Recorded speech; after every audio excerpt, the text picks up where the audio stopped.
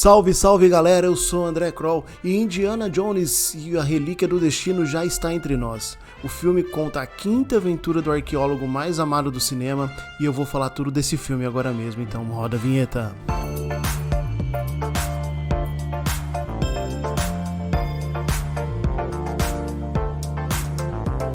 Então galera, antes de mais nada, vamos pro nosso ritual de sempre aí, então se não deixou o like ainda, já pode deixar aí no começo do vídeo para não esquecer e para valorizar o trabalho, beleza? Para você é um gesto muito simples, mas pra gente é muito importante porque o YouTube vai entender que esse vídeo é bacana e vai entregar ele para mais pessoas e você vai estar ajudando o nosso canal a crescer. E se você ainda não é inscrito aqui no nosso canal, então já aproveita e clica no botão de se inscrever e ativa o sininho das notificações para não perder nenhum vídeo. A gente tá aí semanalmente com vídeos falando de cultura pop, filmes, livros, séries, quadrinhos, games. Então se liga aí, se inscreve e ativa o sininho para não perder nada. Certamente que sim. E galera, antes de mais nada, tá? Essa é uma análise sem spoilers, beleza? Então você pode ficar até o final do vídeo aí, porque eu não vou estragar a experiência de ninguém. E bom, galera, há muito tempo que perdura o meu amor pela franquia Indiana Jones, desde quando eu conheci a franquia lá nos anos 80, lá na sessão da tarde. E de lá pra cá, são anos e anos aí, vendo e revendo Indiana Jones. Eu já perdi as contas de quantas vezes eu já assisti esses filmes, principalmente a trilogia clássica. E isso não quer dizer, galera, que a minha expectativa pra assistir esse filme tava lá no topo. Aliás, muito pelo contrário, depois do que a gente viu lá em O Reino da Caveira de Cristal, eu realmente achava que a gente não tinha nenhuma necessidade de ter um quinto filme de Indiana Jones, e mesmo com o avanço da produção e a divulgação de materiais, fotos, elenco, série, história, sinopse, trailers, enfim, nada disso me empolgou. E assim, se a expectativa é a mãe de todas as decepções, eu fui pro cinema assistir Indiana Jones e a Relíquia do Destino com a minha expectativa absolutamente calibrada. Sei. A história do filme se passa em 1969, em meio à corrida espacial e o auge da Guerra Fria. Indiana Jones resolve adiar a sua aposentadoria e parte ao lado de sua filha Helena em uma última aventura para impedir que uma poderosa relíquia caia em mãos erradas. Bom, partindo dessa premissa, coube ao diretor James Mangold, o cara que fez Logan lá em 2017, contar essa história e dar um final digno ao Indiana Jones. Bom, galera, a primeira coisa que me chamou a atenção nesse filme é como o roteiro abraça a questão do envelhecimento do Indiana Jones de uma forma muito natural, muito orgânica, assim, muito honesta. Esse envelhecimento do personagem, ele não é só um envelhecimento físico, ele é também um envelhecimento intelectual, digamos, né? Com os pontos, os valores que o Indiana considera como heroísmo sendo muito questionado nos tempos em que ele vive, entendeu? Então, ou seja, ele é um cara que, além de velho, ele tá, conceitualmente falando, muito ultrapassado para sua época. E aí, partindo dessa base, o filme vai, ao longo do seu desenvolvimento, questionando várias e várias atitudes do Indiana no passado. Tem gente que chama ele de ladrão de tumba, enquanto que ele via isso como um ato de heroísmo. Tem gente que entende que isso é um tipo de saque. As questões que eram muito pertinentes nos três primeiros filmes de Indiana Jones, que era a questão da guerra, da Segunda Guerra Mundial, que sempre permeou esses filmes, né? Foi sempre o grande plano de fundo das histórias do Indiana. Dessa vez são substituídas por questões, por exemplo, pertinentes à Guerra do Vietnã, que aí é uma guerra que levantou muito mais polêmica e é uma guerra que levantou muito mais questões, muito mais debates quando se fala do âmbito dos Estados Unidos.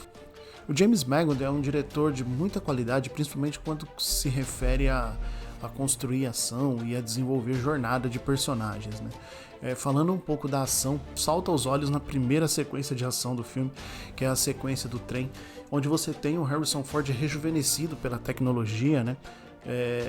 Ainda me causa um certo nível de estranheza, assim, ver esses personagens rejuvenescidos.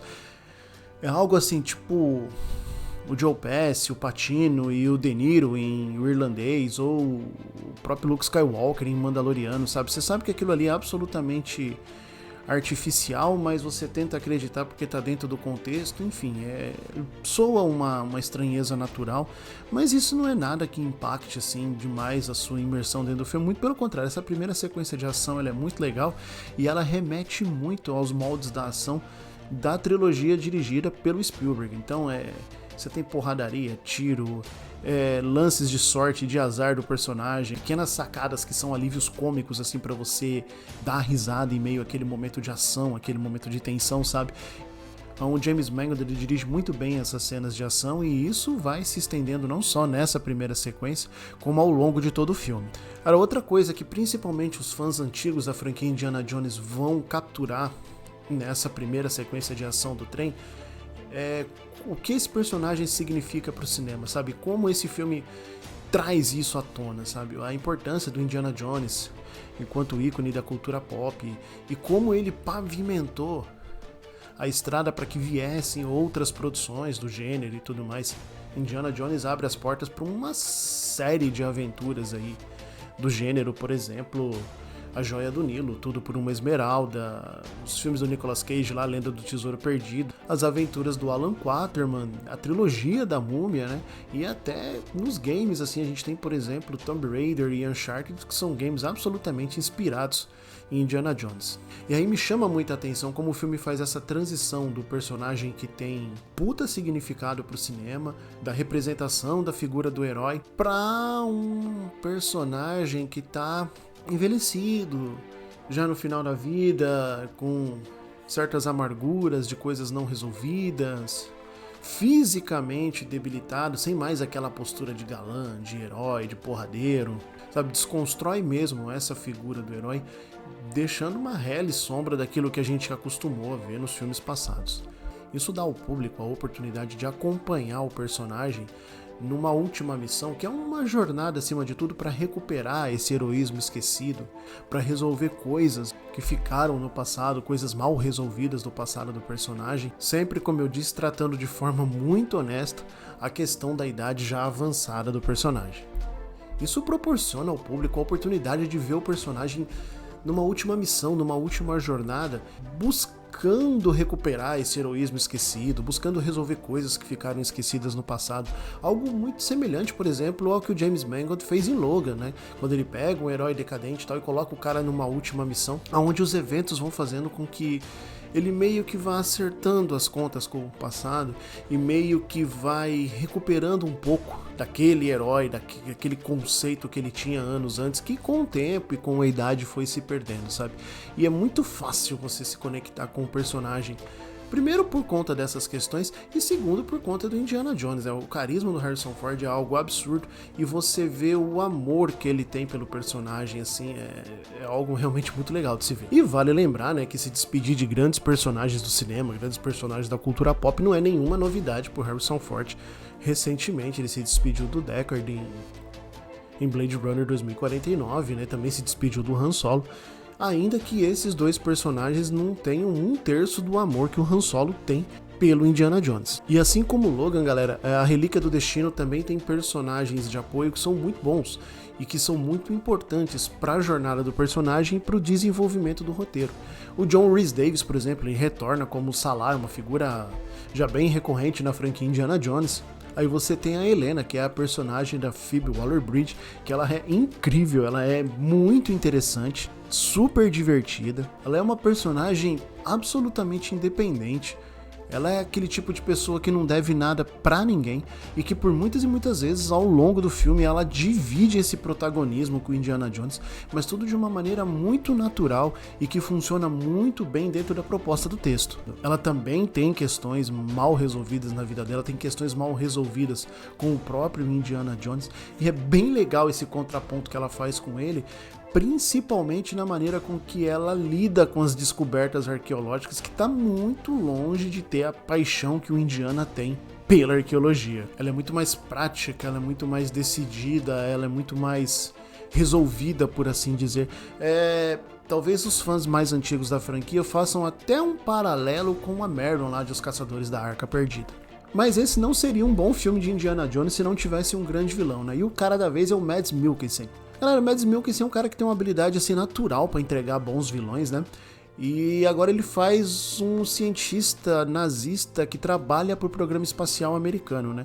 Algo muito pautado dentro da realidade, isso aconteceu logo após o fim da Segunda Guerra Mundial, com a Operação Clipe de Papel, que retirou da Alemanha nazista mais de 1000 cientistas e pesquisadores e trouxe para os Estados Unidos para trabalhar em pesquisas ali, em projetos que eram meio secretos.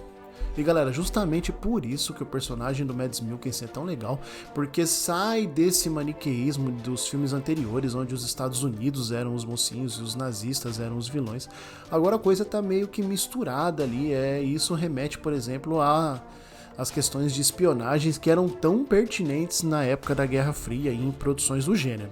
E justamente essa atmosfera de conspiração, de desconfiança, vai colocar em xeque a habilidade desse Indiana Jones, envelhecido física e intelectualmente, de ter os predicados necessários para poder deter essa nova ameaça. E aí o filme vai se desenvolvendo com momentos emocionantes, momentos divertidos, momentos de pura ação. Aliás, a ação de maneira alguma deixa a desejar nesse filme. Tem ótimas sequências, a do trem que a gente citou aí no começo do vídeo, a do cavalo no metrô, que é excelente. Afinal de contas, é um filme de Indiana Jones, né? E se não pode faltar um grande vilão, também não pode faltar grandes sequências de ação. Aliás, você sabe o que mais não pode faltar num bom filme de Indiana Jones? Trilha sonora do John Williams, cara, e aqui também não fica devendo. A trilha sonora é um capítulo à parte, é emocionante. E eu, como um bom amante da franquia, na moral, quando tocou o tema do Indiana Jones no cinema, é impossível não se emocionar, cara, impossível mesmo. E galera, a emoção é uma constante nesse filme, sabe? Você se emociona o tempo todo, inclusive no final. O final é grandioso, é dramático, é até um certo ponto exagerado. E eu entendo quem talvez ache que esse filme tenha se passado um pouco, tenha ficado exagerado demais, o que eu não compreendo, né? São pontos de vista que são bem pertinentes em relação àquilo que o final entrega pra gente, mas eu gostei, tá? Você, quando assistir aí, também tire suas próprias conclusões, se você vai achar o desfecho desse filme exagerado ou não, mas eu comprei a ideia baseado naquilo que o filme me entregou ao longo do seu desenvolvimento. Mas acima de tudo, galera, esse filme ele dá um final respeitoso, um final digno pro Indiana Jones, sabe? Que é algo que a gente tinha muito medo de que esse filme fosse uma galhofa absoluta ou que fosse algo que perdesse totalmente a coerência, como é o Reino da Caveira de Cristal, sabe? E deixasse o personagem mais uma vez meio que no limbo, como foi o Reino da Caveira de Cristal, sem dar um final digno pra ele.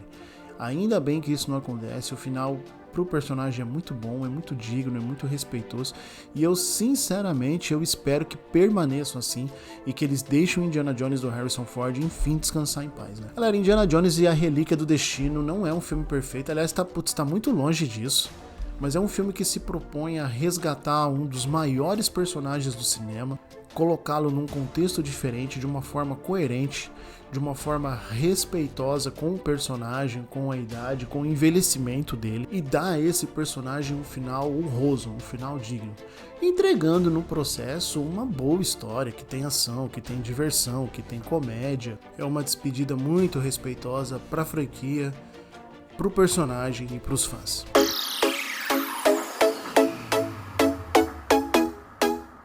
Bom, galera, então é isso. Agora eu quero saber de vocês, o que vocês acharam de Indiana Jones e a Relíquia do Destino. Então aproveita aí o espaço dos comentários e me conta o que vocês acharam, sempre de maneira educada e tomando cuidado com os spoilers para não estragar a experiência de ninguém.